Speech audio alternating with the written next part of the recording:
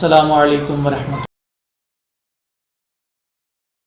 ان الحمد للہ نحمده ونستعینه ونستغفره ونعوذ باللہ من شرور انفسنا ومن سیئات اعمالنا من يهده الله فلا مضل له ومن يضلل فلا هادي له۔ قال الله عز وجل في القرآن: یا ایہا الذین آمنوا اذکروا اللہ ذکرا کثیرا وسبحوہ بکرۃ وأصیلا۔ وقال النبی صلی اللہ علیہ وسلم: مثل الذی یذکر ربہ والذی لا یذکر مثل الحی والمیت، رواہ البخاری۔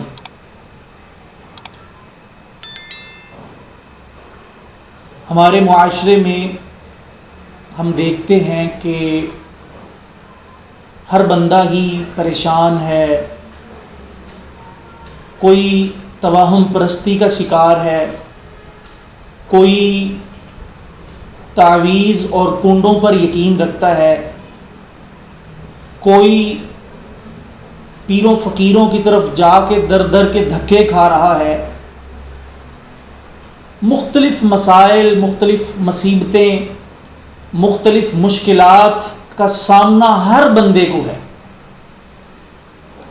لیکن ہم یہ غور نہیں کرتے کہ جس دین کے ہم پیروکار ہیں وہ دین نے ہمیں ان تمام مشکلات کا حل بتا دیا ہے۔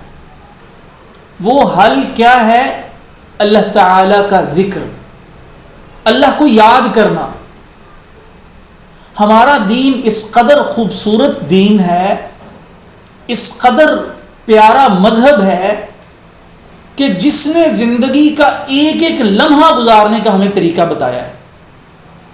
صبح سے لے کر شام تک، شام سے واپس صبح تک، ایک ایک لمحہ، ایک ایک ساعت، ایک ایک گھڑی ہم نے کیسے گزارنی ہے، یہ ساری چیزوں کا طریقہ ہمارے مذہب نے ہمیں بتا دیا ہے۔ ہمیں ایک ایک چیز کے اذکار بتائے ہیں، صبح شام کے اذکار، پھر نیند سے جاگنے کی دعائیں، پھر واپس سونے کی دعائیں، پھر کھانا کھانے سے پہلے کے اذکار، پھر کھانا کھانے کے بعد کے اذکار۔ مسجد میں داخل ہونے لگیں تو ہم کیا کہیں گے، مسجد سے باہر نکلنے لگیں تو ہم کون سے اذکار پڑھیں گے، گھر میں آئیں تو کن کلمات کو اپنی زبان سے ادا کریں، گھر سے باہر نکلتے ہوئے کون سی دعائیں پڑھیں، پھر اگر ہم سیڑھیاں چڑھ رہے ہیں، بلندی پہ چڑھ رہے ہیں، تو تب ہم کون سے اذکار، کون سی دعائیں پڑھیں گے، اس بلندی سے نیچے اتر رہے ہیں، سیڑھیوں سے نیچے اتر رہے ہیں تو پھر ہم کون سے اذکار پڑھیں گے، بیت الخلاء میں جانے کی دعائیں، نکلنے کی دعائیں۔ بلکہ ایک صحابی ایک دفعہ مشرکین مکہ کے پاس گیا تو مشرکین مکہ نے اس صحابی کو تانا دیا کہ بھئی آپ کا نبی تو ایسا نبی ہے جو تمہیں بیت الخلاء یعنی قضائے حاجت کرنے کی بھی آداب بتاتا ہے، اس کا طریقہ کار کیا ہے یہ وہ سمجھاتا ہے، یعنی وہ تو ایک چھوٹے سے چھوٹی چیز بھی تمہیں بتاتا ہے۔ تو وہ صحابی نے کہا کہ بھائی جس کو تم لوگ باعث آر سمجھ رہے ہو، ہمارے نبی کا یہ طریقہ یعنی ایک ایک چیز ہمیں وہ جو سمجھاتا ہے، یہ ہمارے لیے باعث آر نہیں ہے بلکہ باعث فخر ہے، ہمارے لیے یہ اعزاز کی بات ہے۔ ہم اس چیز کو اپنے لیے باعث فخر سمجھتے ہیں کہ ہماری زندگی کا ایک ایک لمحہ ہمارا نبی ہمیں سکھاتا ہے۔ تو محترم بھائیوں، آج سے انشاءاللہ ہم مسنون دعاؤں کا سلسلہ شروع کر رہے ہیں۔ میں نے جو قرآن کی آیت آپ کے سامنے ابھی کچھ دیر پہلے تلاوت کی، سورۃ الاحزاب کی، جس میں اللہ تعالیٰ نے مومنوں کو مخاطب کر کے کہا یا ایھا الذین آمنو، اے مومن بندو، اے میرے ماننے والوں، اے خود کو مومن مسلمان کہلوانے والوں، اذکروا اللہ ذکرا کثیرا، اللہ کا بہت زیادہ ذکر کیا کرو، اللہ کو اپنے دل میں اپنی زبان سے یاد کرتے رہا کرو، وَسَبِّحُوهُ بُكْرَةً وَأَصِيلًا، اور اس رب کی صبح و شام تسبیح بیان کیا کرو۔ اور پھر نبی مکرم علیہ الصلوۃ والسلام کی جو بخاری کی حدیث میں نے آپ کے سامنے پڑھی، اس میں نبی مکرم نے بڑی خوبصورت مثال سے ہمیں ذکر کرنے والے اور ذکر نہ کرنے والوں کی مثال دے کر بہت ہی خوبصورتی کے ساتھ سمجھایا۔ مثال کیا دی؟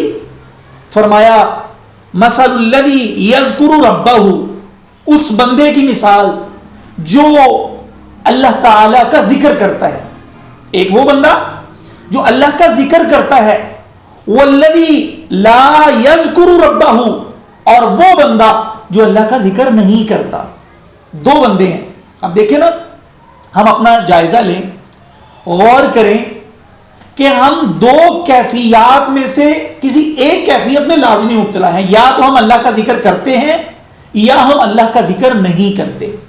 دو ہی صورتیں ہیں نا، صبح شام کے اذکار ہیں، پھر روزمرہ کی جتنی بھی دعائیں ہیں، ایک ایک لمحے کی ہر دعا ہمیں سکھائی گئی ہے، حتیٰ کہ ہم نیا لباس، نئے کپڑے خریدتے ہیں، اسے پہننے کی ہمیں دعا بتائی گئی ہے، اس کے پہننے کے ہمیں آداب سکھائے گئے ہیں۔ تو کیا ہم وہ اذکار، وہ دعائیں پڑھتے ہیں جو نبی مکرم نے ہمیں سکھائی ہیں، ہمیں بتائی ہیں، جن کی تعلیم قرآن و سنت میں ہمیں دی گئی ہے؟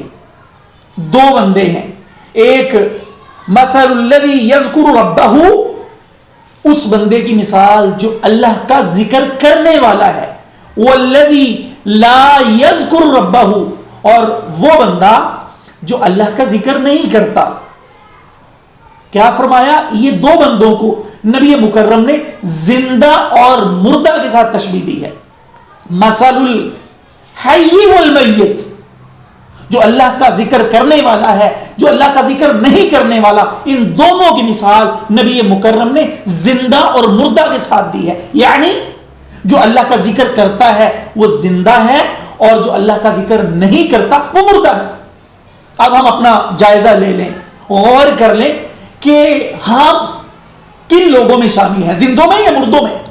اگر ہم ذکر کرنے والے ہیں تو ہم نبی مکرم علیہ الصلوۃ والسلام کی اس حدیث کے مطابق زندوں میں شامل ہیں، اور اگر ہم اللہ تعالیٰ کا ذکر نہیں کرتے، دعاؤں کا، ان اذکار کا، ان بڑی خوبصورت تعلیمات کا اہتمام نہیں کرتے جو نبی مکرم نے ہمیں دی ہیں، تو پھر ہم مردہ ہیں۔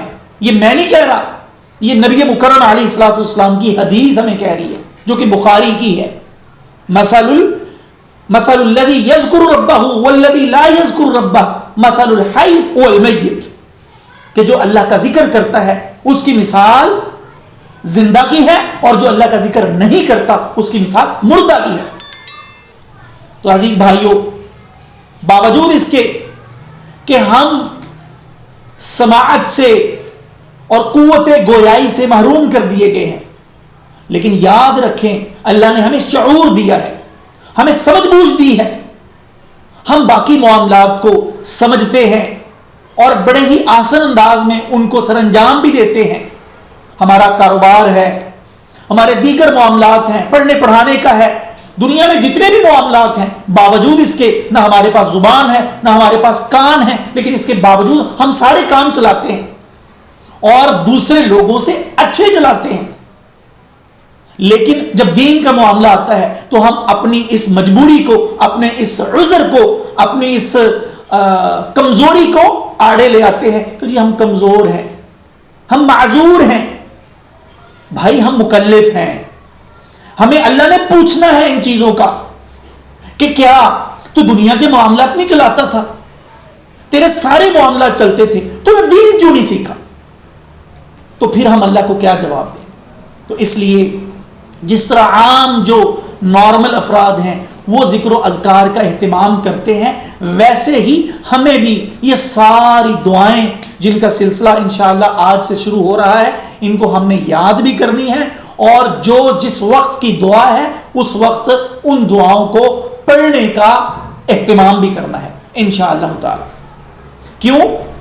وجہ کیا ہے؟ کیوں اہتمام کرنا ہے؟ کیونکہ دو چیزیں ہیں جو کہ مثال میں نبی مکرم نے سمجھا دی ہیں کہ ذکر کرنے والا زندہ جیسا ہے اور ذکر نہ کرنے والا مردہ جیسا ہے۔ اب ہم سوچیں کہ ہم نے اپنا شمار زندوں میں کروانا ہے یا مردوں میں کروانا ہے، تو اللہ تعالیٰ سے دعا ہے اللہ تعالیٰ ہمیں صبح و شام کے اذکار پھر دیگر جو دعائیں نبی مکرم علیہ الصلوۃ والسلام نے ہمیں سکھائی ہیں ان کو کرنے کی توفیق دے، اور جو سنا ہے اس پر مجھے اور آپ بھائیوں کو مکمل طور پر صحیح معنوں میں عمل کرنے کی توفیق عطا فرمائے۔ وما توفیقی الا باللہ۔